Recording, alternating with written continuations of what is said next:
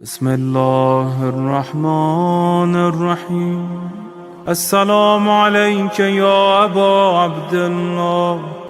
السلام عليك يا ابن رسول الله. بسم اللہ الرحمن الرحیم. السلام علیکم یا علی علیہ السلام عدد. مومنین اکرام، میں اپنے آفیشیل یوٹیوب چینل کی وساطت سے آپ سے مخاطب ہوں. ایام فاطمیہ میں ہم نے اپنے اسی یوٹیوب چینل سے مرحلہ وار گفتگو کا آغاز کیا، جس میں جناب سیدہ سلام اللہ علیہا کے عنوان سے وہ تمام پہلو اور وہ تمام تاریخی حقائق جن کو ہر دور میں مختلف طریقوں سے چھپانے کی کوشش کی جاتی رہی، آپ کے سامنے بیان کیے جا سکے. مخدومہ عالمیان جناب سیدہ سلام اللہ علیہا کی ذات گرامی وہ ذات ہے جس پر تمام مسالک کا متفق علیہ ایمان ہے کہ وہ خاتون جنت ہیں، وہ رسالت مآب کی دختر ہیں، اور وہ حسنین کریمین جوانان جنت کے سردار ہیں، ان کی ماں ہیں، اور امیر المومنین علی بن ابی طالب علیہ السلام کی زوجہ ہیں. لیکن تاریخ میں ان کا کردار اتنا مظلومانہ رہا ہے کہ آج بھی ان کی ذات پر کی جانے والی گفتگو اور ان کے حوالے سے بیان کیے جانے والے تاریخی حقائق کو متنازع بنانے کی کوشش کی جاتی ہے، جبکہ طرفین میں جناب سیدہ سلام اللہ علیہا کے حق کے موضوع پر ہزاروں کتابیں، سینکڑوں مناظرے اور مباحثے ہوتے رہے ہیں،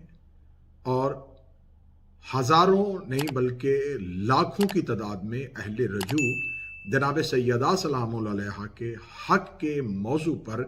لکھے جانے والی کتاب کو پڑھ کے یا تحقیق کرنے کے بعد مذہب اہل بیت کی حقانیت کو تسلیم کر رہے ہیں. اب جب جناب سیدہ کے حق کے حوالے سے دیے جانے والے دلائل کے جواب میں رد میں پیش کیے جانے والے دلائل میں دم باقی نہ رہا، تو پھر جناب سیدہ سلام اللہ علیہا کے حق کے موضوع کو فرقہ واریت اور بین المسالک اختلاف کی وجہ قرار دے کے متنازع بنانے کی کوشش کی جاتی ہے. جبکہ میری نظر میں اتحاد بین المسلمین کے لیے اگر کوئی مرکزی حیثیت ہے تو وہ جناب سیدہ سلام اللہ علیہا کا حق ہے، جس پر ہم تمام مسالک متحد ہو سکتے ہیں اور آپس کے اختلافات کو بڑے اچھے اور بڑے احسن انداز میں ختم کر سکتے ہیں. اب حالیہ دنوں میں شہر اسلام آباد میں جناب سیدہ کے عنوان سے کی جانے والی ایک گفتگو کو، جو ایک دینی درسگاہ میں اور ایک دینی درسگاہ سے وابستہ صاحب لباس نے گفتگو کی، ان کو بھی متنازع بنانے کی کوشش کی گئی اور فرقہ واریت کا رنگ دینے کی کوشش کی گئی، اور میری آخری اطلاعات کے مطابق ان کے خلاف مقدمے کا اندراج بھی کیا گیا. لیکن اس دفعہ اچھی بات ہمارے لیے بحیثیت قوم یہ رہی کہ انہیں اپنے ہی حلقہ سے غدار، ایجنٹ اور بے دین وغیرہ کے الزامات کا سامنا نہیں کرنا پڑا، کیونکہ ان کی نسبت ایک ایسے حلقہ سے ہے جہاں پہ ایسے الزامات کی گنجائش بالکل بھی نہیں ہے. گزشتہ کئی سالوں سے ہمارے ہاں اتحاد بین المسلمین کے لیے مسلسل کوششیں کی جاتی رہیں، کی جاتی ہیں، اور ہمیشہ انشاءاللہ کی جاتی رہیں گی. لیکن اس اتحاد کا مطلب ہرگز اور قطعاً یہ نہیں ہے کہ ہم اس اتحاد کی بنیاد پر یا اس اتحاد کی وجہ سے عقائد اور نظریات کو قربان کر دیں. یہ بہت اچھا نعرہ ہے، یہ بہت اچھا لفظ ہے اتحاد بین المسلمین، لیکن ہمیشہ یہ بات یاد رکھنی چاہیے کہ اتحاد ہمیشہ اس صورت میں ہوتا ہے کہ جہاں پہلے اختلاف ہو. ہم اپنے اپنے نظریات پہ رہتے ہوئے، ہم اپنے اپنے نظریاتی اختلافات میں رہتے ہوئے، اگر کسی ایک وجہ سے یا ملک کے امن کی وجہ سے یا سالمیت کی وجہ سے یا مذہب کی سربلندی کی وجہ سے اتحاد کرتے ہیں، تو اس کا قطعاً یہ نہیں مطلب کہ ہم دوسرے کے نظریے کو تسلیم کریں. اگر ہم دوسرے کے نظریات کو تسلیم کر لیں گے تو پھر اختلاف واقع نہیں رہے گا، اور اگر اختلاف واقع نہیں رہے گا تو میرا خیال ہے کہ پھر اتحاد کی کہیں بھی ضرورت رہے گی نہیں، اور نہ ہی پھر اس لفظ کو اتحاد کہنے کی ضرورت کہے گی. اب جناب سیدہ سلام اللہ علیہا کا موضوع اتحاد بین المسلمین کے ایک بڑا اچھا موضوع ہے کہ کیونکہ یہ پچھلے کئی عرصہ سے وجہ اختلاف ہے، تو جیسے ہم ہر ایک چیز کہیں نہ کہیں آ کے اپنی کہیں نہ کہیں منطقی انجام تک پہنچتی ہے، تو ہمیں چاہیے کہ ہم جناب سیدہ سلام اللہ علیہا کے عنوان سے بھی اپنے ذہنوں کے دریچوں کو کھولیں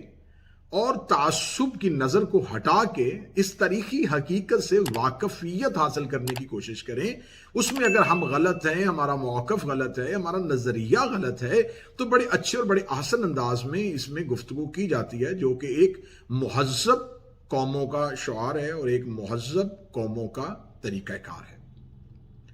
صاحبان گرامی قدر، جناب سیدہ سلام اللہ علیہا کے موضوع پہ مذہب جعفریہ کی جانب سے ان کے حق پہ، دلائل پہ بہت سی کتابیں لکھی جا چکی، بہت سے مناظرے کیے جا چکے، اور ہم نے بھی ایک سلسلہ گفتگو کو اسی انداز میں شروع کیا ہے کہ ہم جناب سیدہ کے عنوان پہ مسلمانوں کے درمیان پیدا اختلافات کو بڑے اچھے ہلکے پھلکے انداز میں اور بڑے احسن طریقے میں اس کو ان ایام میں حل کرنے کی کوشش کریں۔ لیکن سرکار حضرت کریم کربلا حضرت امام حسین علیہ السلام کا فرمان ذیشان ہے کہ دین لوگوں کی زبان کا ذائقہ ہے، یہ اتنا چکھتے ہیں جتنی ان کو ضرورت ہوتی ہے۔ ہمارے ہاں مذہب کو اپنی ضرورت اور اپنی خواہش کے مطابق استعمال کرنے کی ہمیشہ سے کوشش کی جاتی رہی ہے۔ اب میرے وطن عزیز پاکستان میں یہ ایک تعصب پیدا کرنے کی کوشش کی جا رہی ہے کہ شاید ہم مکتب جعفریہ اور مذہب اہل بیت کے پیروکار جو ہیں وہ دوسروں کے مقدسات کو برا بھلا کہہ کر فرقہ واریت کو پھیلا رہے ہیں۔ صاحبان، گزارش یہ ہے کہ اگر آپ مذہب اہل بیت کا بغور مطالعہ کریں تو آپ کو مذہب اسلام کے فرقوں میں سے سب سے زیادہ پرامن فرقہ یہی نظر آئے گا۔ ہمارے ہاں دہشت گردانہ کارروائیاں نہیں ہوتی، ہمارے ہاں دہشت گردی کی تربیت نہیں دی جاتی، اور نہ ہی ہمارے ہاں یزیدی کردار کی کوئی گنجائش باقی ہے۔ باقی رہ گیا شخصیات کا دفاع اور شخصیات پہ کی جانے والی گفتگو۔ تو اس سے زیادہ اتحاد کے لیے عملی مظاہرہ شاید ہماری جانب سے نہیں ہو سکتا کہ اگر ہمارے سامنے ہمارے ائمہ اور اہل بیت کے قاتلوں کے نام پہ درسگاہیں بنیں، ان کے نام پہ مساجد کے نام رکھے جائیں، ان کے نام پہ تنظیمیں بنیں، تو ہماری طرف سے کسی قسم کا کوئی شور برپا نہیں کیا جاتا۔ یہ ہے ہمارا اتحاد۔ آپ ہمارے اس اتحاد کو آج تک کیوں نہیں سمجھے کہ آپ نے ہمارے سامنے اموی کردار اور عباسی وہ کردار جن کو تاریخ نے واضح طور پہ ہمارے ائمہ کے قاتل لکھا ہے، آپ نے ان کے ناموں پہ مدارس بنائے، آپ نے ان کے ناموں پہ تنظیمیں بنائیں، آپ نے ان کے ناموں پہ مساجد کے نام رکھے، چاہے وہ عباسی بادشاہ ہوں، چاہے وہ اموی حکمران ہوں، لیکن ہم نے آپ کے نظریات کو دیکھتے ہوئے ہم نے آج تک کوئی شور برپا نہیں کیا۔ اگر آپ اس چیز کو سمجھنا چاہتے ہیں تو اگر آپ کو میں سمجھانے کے لیے ایک مثال دوں کہ اگر آج کسی پاکستان کے کسی ایک شہر میں کسی ایک محلے کی مسجد کا نام ابو لولو فیروز کے نام پہ اس کردار کو متنازع سمجھتے ہوئے ایک شور برپا کر دیا جائے کہ یہ تو ہمارے خلیفہ کے قاتل ہیں اور آپ نے ہمارے خلیفہ کے قاتل کے نام پہ کسی ایک درسگاہ کا نام کیوں رکھا، تو جیسے اب آپ کے ہاں جذبات کی توہین ہوگی، آپ کے ہاں آپ کے جذبات کو مشتعل کرنے کی کوشش ہوگی، اس طریقے سے ہمارے جذبات کو بھی ٹھیس پہنچتی ہے، لیکن اس ملک کے امن کی خاطر اور امت واحدہ کے سکون کی خاطر ہم نے کبھی شور برپا نہیں کیا۔ یہ ہے ہمارے اتحاد کا عملی مظاہرہ۔ لیکن اب آپ یہ نہ سمجھیے، آپ یہ نہ کیجیے کہ آپ وہ تاریخی حقائق ہمارے بچوں کے ذہنوں سے محو کرنے کی کوشش کریں۔ اگر آپ اس اتحاد کی قربانی ہم سے یہ مانگیں گے کہ ہم اپنے عقائد اور نظریات سے 2 قدم پیچھے ہٹ جائیں، ہم ان تاریخی حقائق کو جو ہمارے بزرگوں سے، جو مذہب اہل بیت کی روایات سے ہم تک تاریخی حقائق پہنچے ہیں، آج ہم یہ کہہ دیں کہ وہ تمام کتابیں معاذ اللہ غلط تھیں، وہ تمام مناظرے، مباحثے، وہ بزرگان کی باتیں، وہ گفتگو، وہ اہل بیت کے فرامین، وہ اقوال، یہ تمام جو تھے یہ غلطی پر تھے، تو ایسا ہرگز ممکن نہیں ہے۔ ہم اپنے انہی نظریات پہ ہیں جو ہمیں اہل بیت علیہ السلام کے فرامین سے،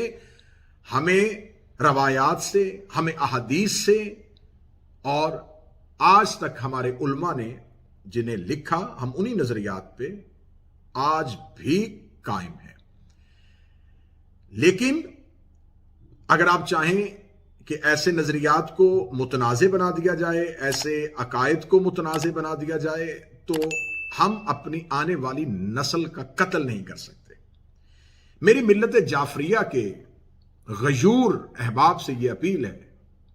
کہ آپ مجھے بحیثیت شیعہ قوم کا ایک فرض سمجھتے ہوئے، جب تک ہم شخصیات کے دفاع کی بجائے نظریات کا دفاع نہیں کریں گے، تب تک ہم کبھی بھی مذہب کی خدمت نہیں کر سکتے۔